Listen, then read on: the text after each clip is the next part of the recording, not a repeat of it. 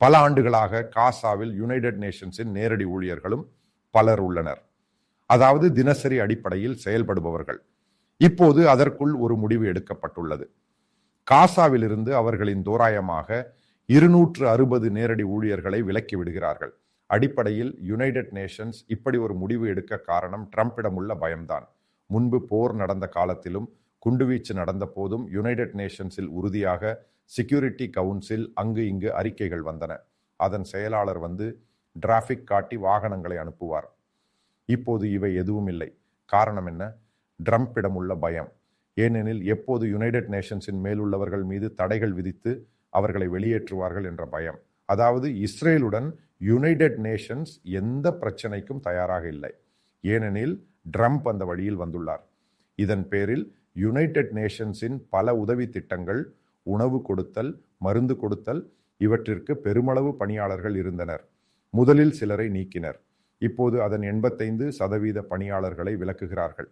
இதற்கு காரணம் United Nations நடத்திய முகாம்களில் இஸ்ரேலின் குண்டுகள் விழுந்ததாக கூறுகிறார்கள். ஆனால் இது பிசிசி பொய். உண்மையான காரணம் யுனைடெட் நேஷன்ஸின் பலருக்கும் மூத்த ஊழியர்களுக்கும் பிடிபட்டு விட்டது. இஸ்ரேலை பழைய முறையில் குற்றம் சாட்டினால் ட்ரம்ப் யுனைடெட் நேஷன்ஸை நிரந்தரமாக மூடிவிடுவார். இது அதிகாரப்பூர்வமாக வெளியாகியுள்ளது. அவர்கள் அறிவித்துள்ளனர், நாங்கள் விலகுகிறோம், எங்களுக்கு எந்த பிரச்சனையும் இல்லை. இந்த யுனைடெட் நேஷன்ஸை நீங்கள் புரிந்து கொள்ள வேண்டும். ஏஐ திட்டத்தில் கடும் விமர்சனங்கள் இருந்தன. உலக சமையலறையுடன் இவர்கள் இணைந்து ஆயுதங்களை கூட அவர்களின் வாகனங்களில் கடத்தி வந்தனர். அதேபோல் யுனைடெட் நேஷன்ஸின் ஆம்புலன்ஸ்கள் உள்ளன. இந்த ஆம்புலன்ஸ்களில் ஹமாஸ் போராளிகளும் இஸ்ரேலுக்கு எதிராக போரிடுவதற்கான ஆயுதங்களும் கடத்தப்பட்டன. அதனால்தான் இஸ்ரேல் குண்டுவீச்சு நடத்தியது. அப்போதுதான் யுனைடெட் நேஷன்ஸ் மற்றும் ஐநாவின் மூத்த உறுப்பினர்கள் மற்ற நாடுகளும் தேவையில்லாத அறிக்கைகளை தினசரி வெளியிட ஆரம்பித்தன. இதன் பேரில் இஸ்ரேலுக்கு எதிராக பெரும் குற்றச்சாட்டுகள் எழுந்தன. பைடன் நிர்வாகம் இருந்த காலத்தில் பைடன் இஸ்ரேலுக்கான பல உதவிகளை நிறுத்தி வைத்தார். அவை அனைத்தையும் ட்ரம்ப் வந்து கொடுத்தார். பின்னர் தெளிவாக யுனைடெட் நேஷன்ஸிடம் கூறினார், நாங்கள் உங்களை மிதித்து வெளியேற்றுவோம். அவர்களின் பல நிதிகளை நிறுத்தி வைத்தார். பல விஷயங்களை நீக்கினார். இப்போது யுனைடெட் நேஷன்ஸ் திரும்பி ட்ரம்பின் கால்களில் பிடித்து கொண்டுள்ளது. எங்களுக்கு காசா பிரச்சனை இல்லை, எங்களுக்கு முன்னேறினால் போதும், இஸ்ரேலுடன் எங்களுக்கு எந்த மோதலும் வேண்டாம்.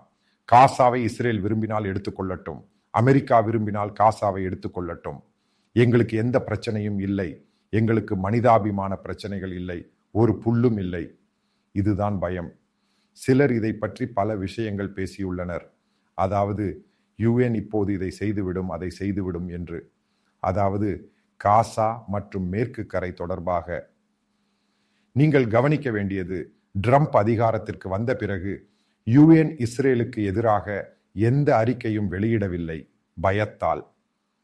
அவர்களுக்கு தெளிவாக புரிந்துவிட்டது, அவர்களை அப்புறப்படுத்தி விடுவார்கள். இல்லையெனில் இவ்வளவு ஊழியர்களுக்கு, பல நாடுகளுக்கு உதவி செய்பவர்களுக்கு இப்போதும் அமெரிக்கா தான் உதவி செய்கிறது. அமெரிக்கா சில விஷயங்களை தற்காலிகமாக நிறுத்தி வைத்துள்ளது, குறிப்பாக 2 அல்லது 3 மாதங்களுக்கு. மேலும் எதிர்ப்பு காட்டினால் முழுவதுமாக நிறுத்தி உன்னை வெளியேற்றுவோம் என்ற அச்சுறுத்தலால் அவர்கள் சரியான வழியில் வந்துவிட்டனர். இதுதான் காசாவில் காணப்படும் சுவாரஸ்யமான உண்மை என்று கூறப்படுவது. இதை பற்றி நான் பல வீடியோக்களில் தெளிவாக கூறியுள்ளேன். அதாவது யுஎன்ஐ ட்ரம்ப் ஒரு பாடம் கற்பிப்பார் இஸ்ரேல் விஷயத்தில். ஏனெனில் முன்பு ட்ரம்ப் தேர்ந்தெடுக்கப்படுவதற்கு முன்பு யுஎன்இன் பல மூத்த அதிகாரிகளிடம் கூறியிருந்தார், நீங்கள் தவறான அறிக்கைகளை தருகிறீர்கள். ட்ரம்ப் வந்த பிறகு நீங்கள் புரிந்து கொள்ள வேண்டியது, முதலில் இந்த யுனைடெட் நேஷன்ஸின் ஒரு திட்டம், அதாவது பேஸில் நடக்கும் திட்டம் தொடர்பாக பலரை வேலையிலிருந்து நீக்கினார். ஏனெனில் இவர்கள் அனைவரும் ஹமாஸின் ஆதரவாளர்களாக இருந்தனர். பின்னர் அங்கு நுழைய இஸ்ரேலின் விசா எடுத்துக்கொண்டு மட்டுமே நுழைய வேண்டும் என்று யுஎன்க்கு உத்தரவிட்டார். பின்னர் யுஎனிடம் கூறினார், உணவு எதுவும் இங்கு கொண்டு வர முடியாது, உணவு எகிப்தில் போய் வாங்கிக் கொள்ள வேண்டும். அதாவது யுஎன் வழி முழுவதுமாக அடைக்கப்பட்டது. அது மட்டுமல்ல, மறைமுகமாக யுஎன் ஒப்புக்கொள்ள வேண்டிய நிலை வந்தது. காசா இஸ்ரேல் மற்றும் அமெரிக்காவின் கட்டுப்பாட்டில் உள்ளது, பாலஸ்தீனர்களின் அல்ல. இதுதான் வரிகளுக்கு இடையே நாம் படிக்கும் போது புரிந்து கொள்வது. அதாவது யுனைடெட் நேஷன்ஸின் ஊழியர்களுக்கும் தற்போதைய தலைவர்களுக்கும் பிடிபட்டு விட்டது.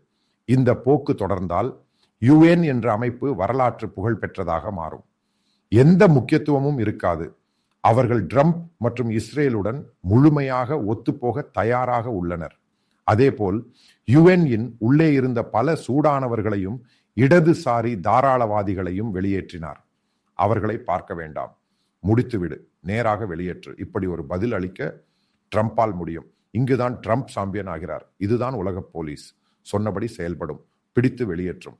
இதனுடன் UN முழுமையாக ட்ரம்பின் வழியில் வந்துவிட்டது.